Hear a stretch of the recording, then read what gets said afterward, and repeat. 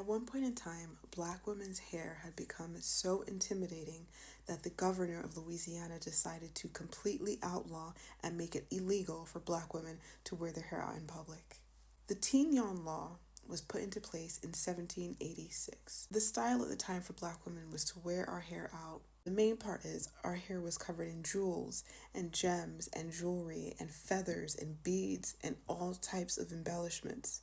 And then all of a sudden, white women, now these are facts, not opinions, so please, white women were not liking what was happening.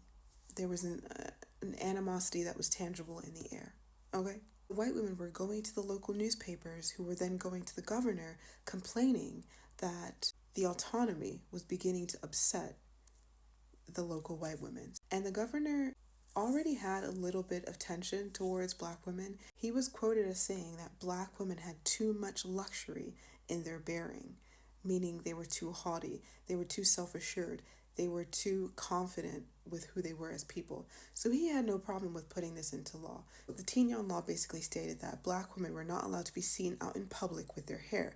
They had to wear a knotted headdress, so a headscarf with a big knot in the front, or a handkerchief. So you know what happened next. Black women followed the rules, and we started to wear headdresses and handkerchiefs. But you know what happened next. Yeah, we freaked those. We decided to decorate and we just did the same thing to the head wraps. We put feathers, beads, gems, jewels, different colored fabrics, and we even put hats and ribbons on top of headscarves, because nothing is going to stop the innovation and creativity. The historian Virginia Gold was quoted in this book, Creole, The History and Legacy of Louisiana's Freed People of Color by Sybil Klein. Virginia Gold was quoted as saying, "The actual use of the law, the Tignon laws, was to place boundaries on black women who had become too light-skinned, aka white, or who dressed too elegantly, or who in reality competed too freely with white women for status and thus threatened the social order."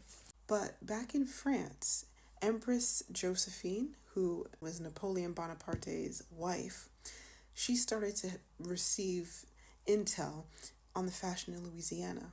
And what did she do? Yes, Empress Josephine started to wear the Tignon headscarf, the turban, the scarves of it all. So let's just break down how absolutely vile and insidious this is. Black women were outlawed from wearing our hair. We were then relegated to wearing headdresses.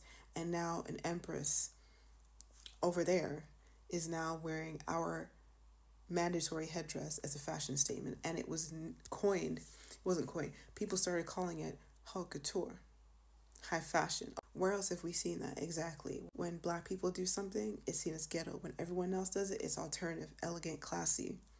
This is nothing new. It's just history repeating itself. All I gotta say is our hair will always be our crown and glory, no matter what anyone tells us what to do, however we choose to wear it. There is innovation there. I'm gonna keep saying it, innovation and creativity and inspiration. It's trendy, it's beautiful, it's cool, it's unique, it brings in curiosity, which just lets you know that black women's hair is political, whether we choose for it to be or not. Okay, bye.